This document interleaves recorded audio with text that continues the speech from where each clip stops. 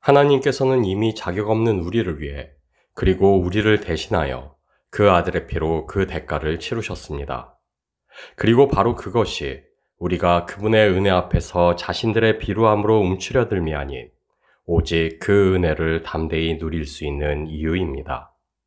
그래서 사도 바울은 구원을 살아가는 우리를 향해 항상 기뻐하라, 쉬지 말고 기도하라, 범사에 감사하라 명령하며 이는 그리스도 예수 안에서 너희를 향하신 하나님의 뜻이라 선포합니다.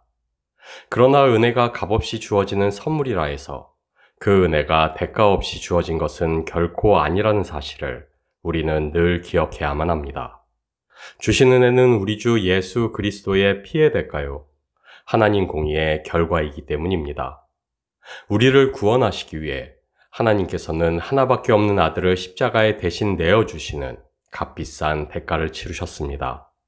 그러나 그 아들을 죽음에 내어주심은 죄와 사망의 능력이 그만큼 대단했기 때문이 아니요, 하나님 자신의 엄격한 공의가 그것을 요구하였기 때문입니다. 그래서 우리의 구원은 하나님 사랑의 결과만이 아닌 하나님 공의의 결과이기도 합니다.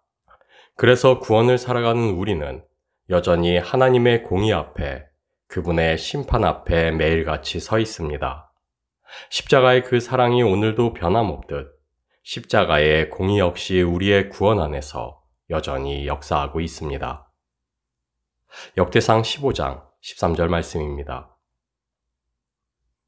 전에는 너희가 매지 아니하였으므로 우리 하나님 여호와께서 우리를 찢으셨으니 이는 우리가 규례대로 그에게 구하지 아니하였음이라.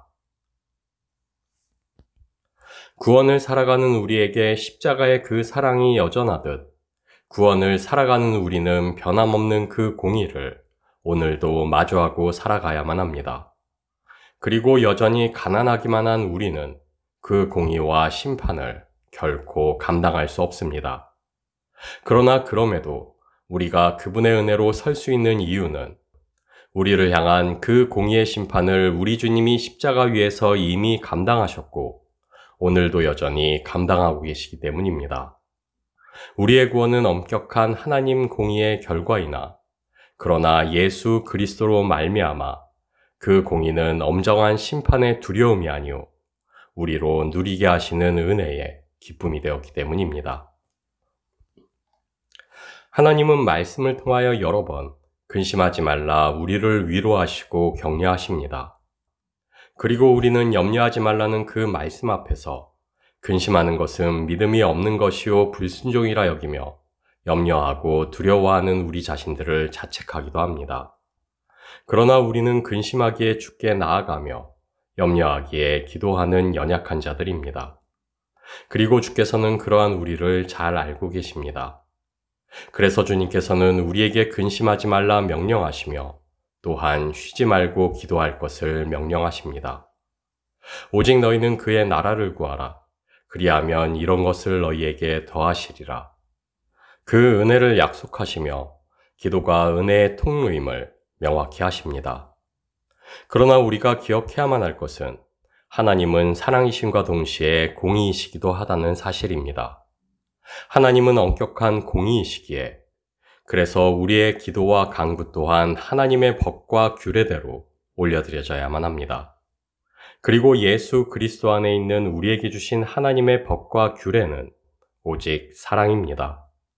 그래서 사도 바울은 모든 기도와 간구를 하되 무시로 성령 안에서 기도하고 이를 위하여 깨어 구하기를 항상 힘쓰며 우리 자신들이 아닌 그리스도 예수 안에 있는 생명의 성령의 법, 곧 주의 사랑 안에서 기도하라 교훈합니다.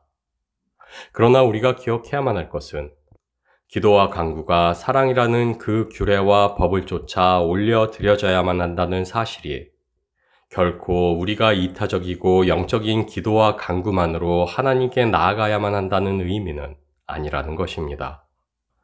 왜냐하면 우리에게 요구하시는 그 사랑은 하나님을 향한 우리의 사랑이기 이전에 우리를 향한 하나님의 지극한 사랑이기 때문입니다.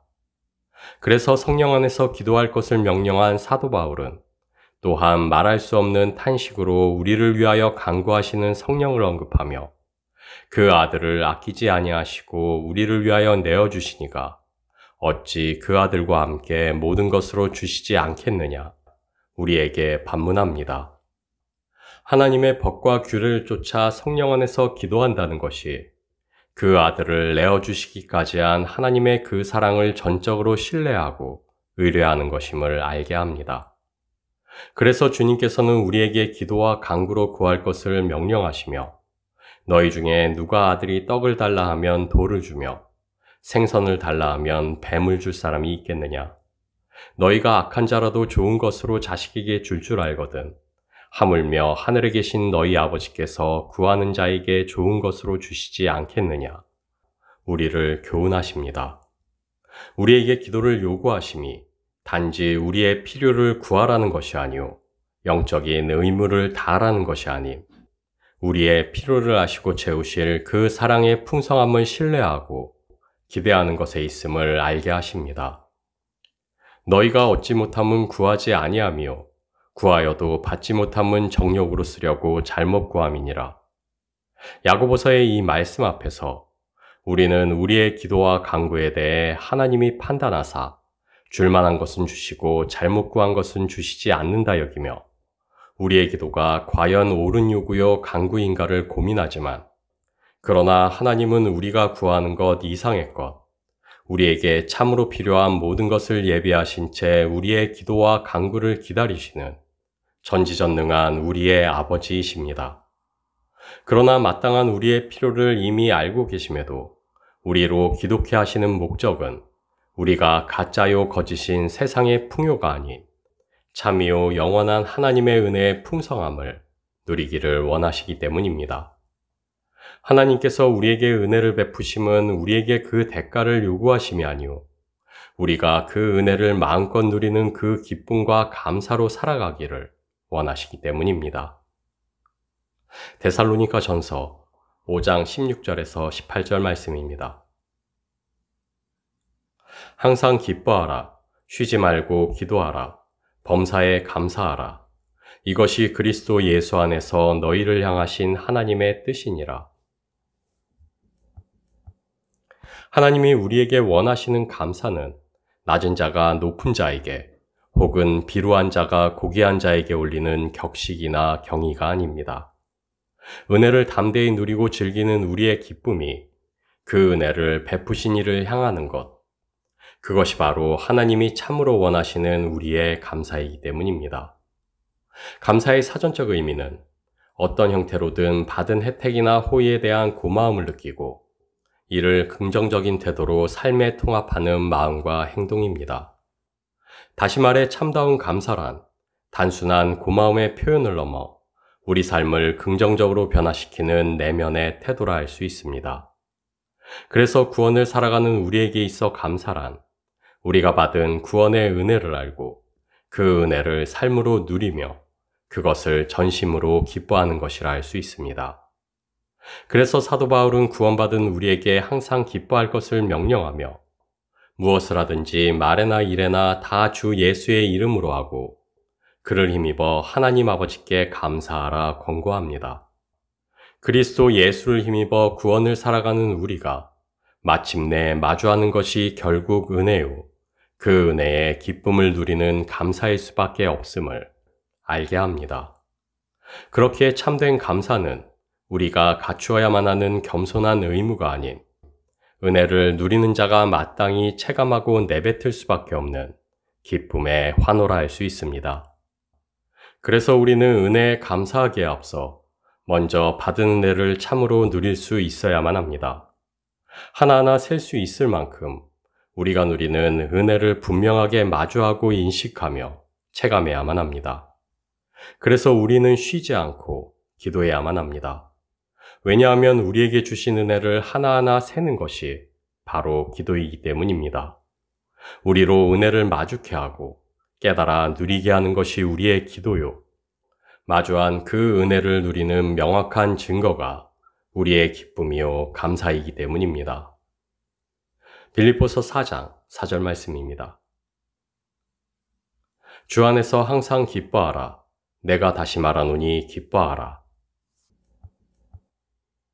목자의 음성에 순종하는 양떼들이 마침내 이르게 되는 곳이 언제나 푸른 초장이듯 주의 주대심에 순복하는 우리의 믿음이 이끌어 마침내 마주케 하는 것은 언제나 하나님의 은혜입니다. 그렇게 우리의 믿음과 순종은 단지 나의 필요와 바램을 포기하고 나를 내려놓는 것이 아닙니다. 우리의 믿음과 순종은 오히려 주가 인도하시는 그 길이야말로 나를 만족해 하고 평안케 하리라는 기쁨과 기대로 풍성해지는 것이요. 주가 우리의 목자 되사 우리를 푸른 초장에 누이시고 주의 지팡이와 막대기가 우리를 안위하시리라는 그 소망과 신뢰로 충만한 것입니다. 주의 주대심에 순복한다는 것, 그리고 주의 통치 아래 그 나라와 그 의로 살아간다는 것. 세상은 그러한 우리를 보며 우리가 자신들의 주권을 잃고 노예와 같이 되는 것처럼 호도하지만, 그러나 양이 목자의 음성을 듣고 따르는 것이야말로 양에 더할 수 없는 지혜라는 사실을 우리는 늘 기억해야만 합니다.